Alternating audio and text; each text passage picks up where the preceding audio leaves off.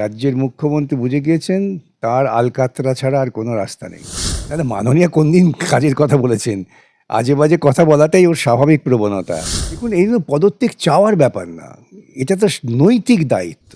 দেখুন, একটা কথা খুব স্পষ্ট, খুব পরিষ্কার। প্রথম দিনে আমি বলেছিলাম যে এই হত্যাকাণ্ড নিছক হত্যাকাণ্ড নয়, এটা একটা বৃহত্তর ষড়যন্ত্রের পরিণতি, লার্জার কনস্পিরেসি।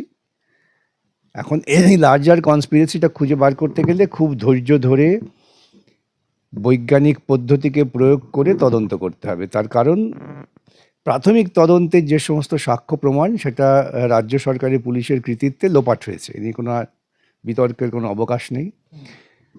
আমরা যখন সিবিআই তদন্তের দাবি করি, আদালত খুব সঙ্গত কারণে সিবিআই তদন্ত দেন।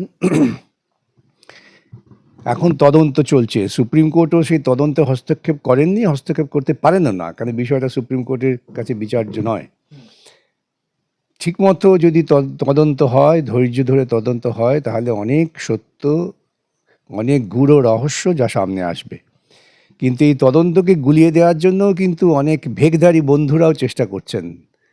এই সম্পর্কেও সচেতন থাকতে হবে। আমি যার ফলে সবসময় বলি যে জনচেতনার আন্দোলনটাকে বজায় রাখতে হবে, তবেই তদন্ত ঠিকমতো এগোবে। গোটা প্রশাসনটাই এখন আলকাতরায় কালিমালিপ্ত হয়ে আছে।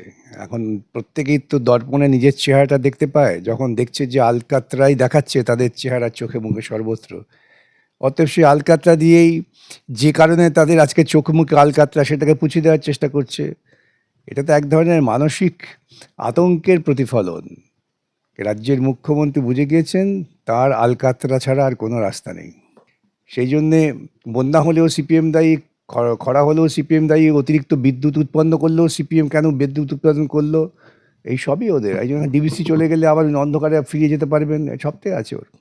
এটা তো বলা খুব সহজ, আর কবে। আমরা স্বাভাবিক সাধারণ মানুষই চাইবেন দ্রুত হোক, কিন্তু এটা তো কোনো এমন ঘটনা নয় যার প্রত্যক্ষদর্শী আছে। যেমন হলো আমি ওকে খুন করছি, আপনি দেখেছেন, আপনি গিয়ে পুলিশ করে আমি দেখেছি বিকাশ করছি খুন করছে, তা তো নয়। এখানে খুন ধর্ষণ হয়ে গেছে, তারপর যে সমস্ত সাক্ষ্য প্রমাণ থাকা দরকার সব লোপাট হয়ে গেছে, সেই সবই তো তদন্তের মধ্য দিয়ে ক্রমশ ক্রমশ বেরোচ্ছে। অতএব এই তদন্তটা ধৈর্য ধরেই করতে হবে।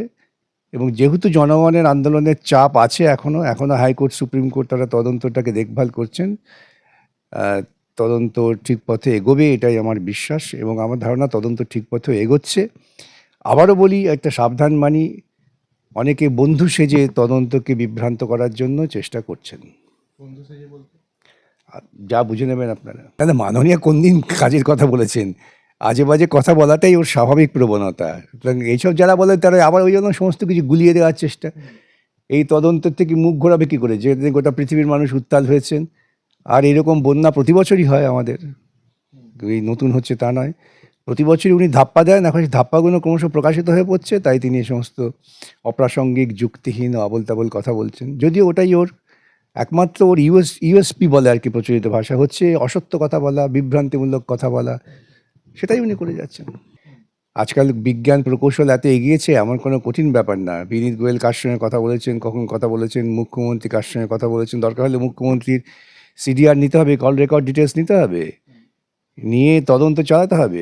সেই জন্যেই ঠান্ডা মাথায় তদন্তটা হওয়া হোক, তাহলেই আমরা আশা করবো আগামী দিনে হয়তো সত্য প্রকাশিত হবে। দেখুন, এই পদত্যাগ চাওয়ার ব্যাপার না, এটা তো নৈতিক দায়িত্ব। পার্লামেন্টারি ডেমোক্রেসির একটা মৌলিক প্রশ্নই হচ্ছে কিন্তু দায়বদ্ধতা, একটা অ্যাকাউন্টেবিলিটি যাকে বলতে আমরা আজকে বাংলাতে অনেকে বুঝি না, ইংরেজি বলতে নাকি বোঝে। এই যে দায়বদ্ধতা, সেই দায়বদ্ধতার সঙ্গে খানিকটা নৈতিক দায় নেওয়ার প্রশ্ন আছে।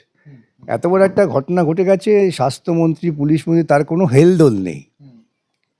তারা বরং চাইছেন ঘুরিয়ে ফিরিয়ে বিষয়টাকে ঘুলিয়ে দেওয়ার চেষ্টা করছেন, এটা ঘোটালা পাকাবার চেষ্টা করছেন। তাদের তো নৈতিক দায় নিয়ে পদত্যাগ করা উচিত ছিল। এই দৃষ্টান্ত তো ভারতবর্ষের বুকে আছে ইতিপূর্বে, যে নৈতিক দায় নিয়ে পদত্যাগ করা যায়। তারা নৈতিক দায় নিয়ে পদত্যাগ করলেন না, এখন পদত্যাগ চাইতে হবে। আমি তো বুঝি না কেন চাইবে পদত্যাগ। নিজে কেন বলবেন না যে হ্যাঁ, এটা আমার ব্যর্থতা, যে আমি সরে গেলাম, তাতে তার সম্মান বৃদ্ধি পেত। আসলে ওরা ভয় পায় না, একবার ক্ষমতা থেকে চলে গেলে পরে কত যে চুরি চামারি করেছেন, চুরি বাটপারি, চামারি না, ক্ষমা করবেন, চুরি বাটপারি কত করেছে তার কোনো হিসেব নেই, ধরা পড়ে যাবে।